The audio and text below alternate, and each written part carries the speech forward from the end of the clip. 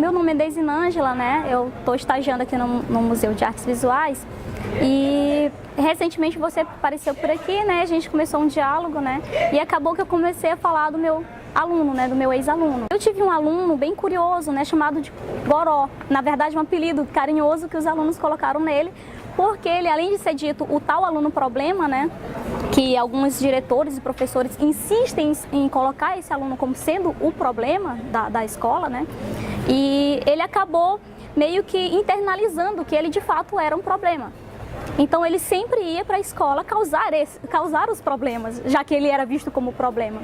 Então ele ia para a escola, né, com a garrafa de cachaça, né, de um lado, sentava mesmo na frente, né, fazia questão de irritar o professor. Né? E ele não era notado. E quando eu comecei a dar aula, né, comecei a dar aula naquele nervosismo, ter que dar aula e tudo mais.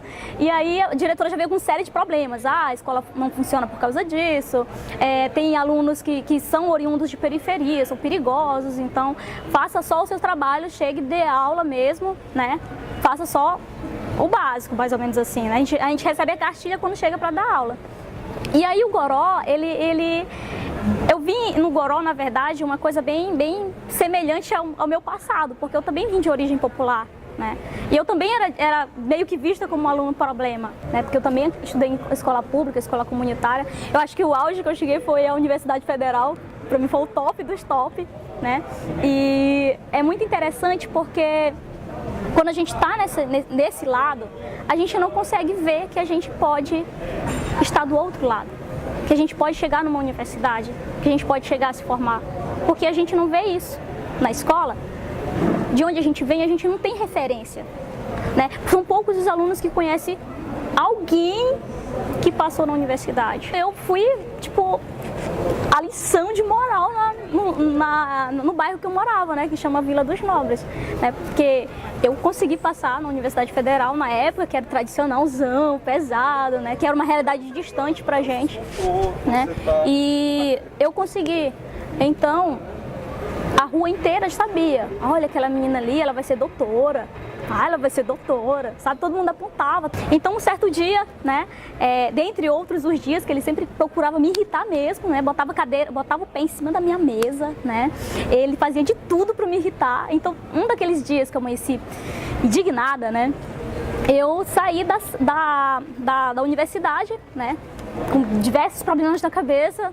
E aí ele chegou, tava lá com o pé na minha mesa, né, com uma garrafa de cachaça, né, a sala tava aquela zona.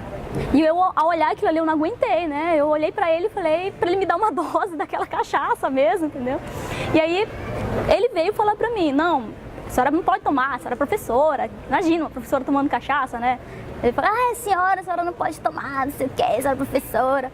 Aí eu olhei pra ele e falei, mas você também não pode? Você é aluno.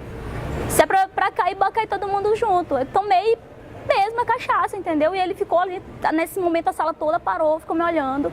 Porque, acreditem ou não, o professor ainda é a figura central dentro de sala de aula.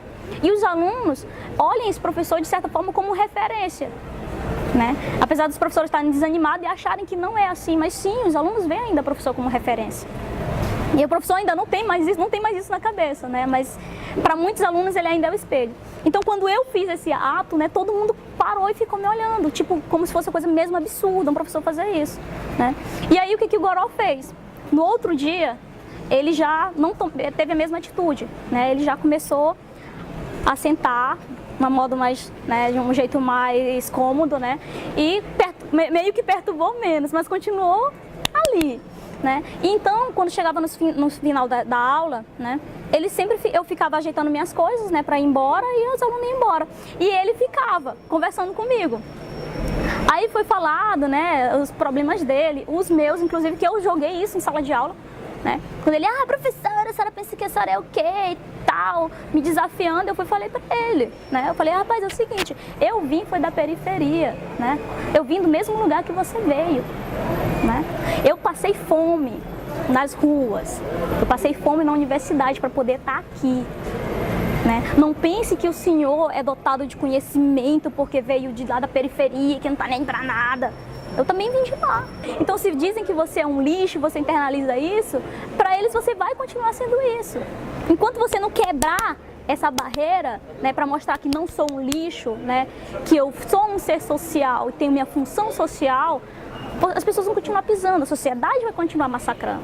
Né? E eu falava isso com indignação, porque quando eu começo a falar, eu começo a me lembrar de tudo que eu já passei também na minha vida para poder chegar onde eu cheguei, né?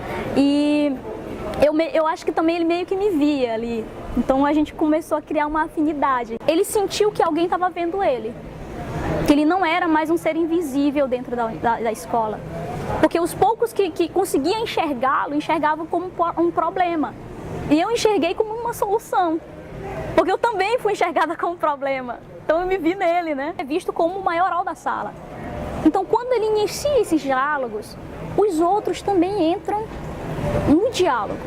Então eu acredito que um professor, se ele conseguir acertar aquele aluno X da sala de aula, aquele que mais chama a atenção, ele vai conseguir a atenção dos outros alunos. Porque aquele aluno que é visto como problema, ele é um grande desafio. Porque com ele vai a sala toda. Pegue esse aluno e você pega a sala todinha. E foi o que eu fiz. E eu consegui.